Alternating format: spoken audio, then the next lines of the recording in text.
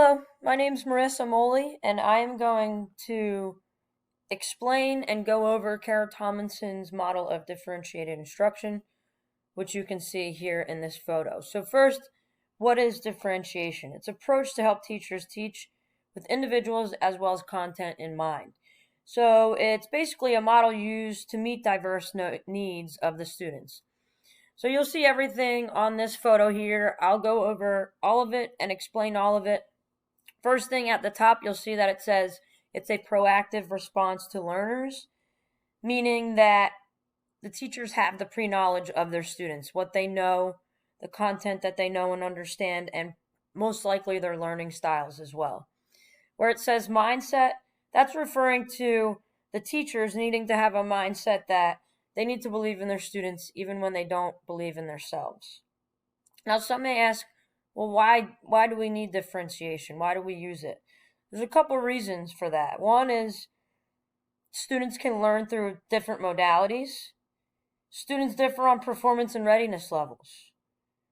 Their engagement varies. Not all students learn at the same pace.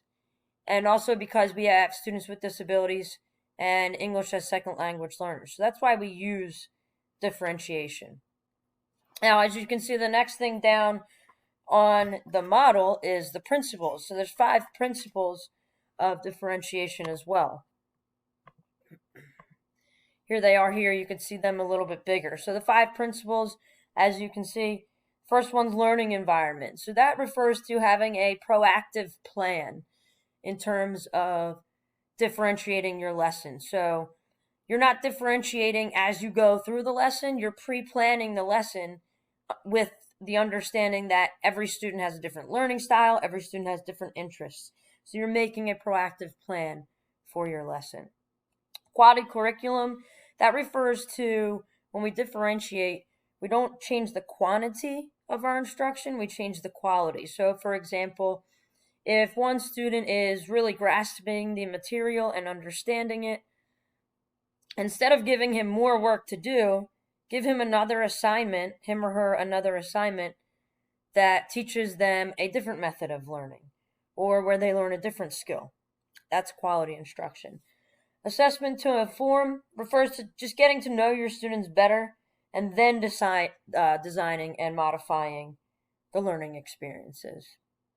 Address the differences is referring to how there's multiple approaches to content, process, and product, which I'll talk about later on. And then managing the differentiated instruction classroom is referring to that it's being student-centered, and the goal is for the students to be self-reliant in their learning. Now, I referred to the content, process, and product briefly. As you can see here, what the content is the information and the subject matter. Process, how do students take in and use the information. Product, how students show they know or can do, and the effect, the climate, or tone of the classroom. So the content, again, is what students learn. It could be that could be varied based on interest.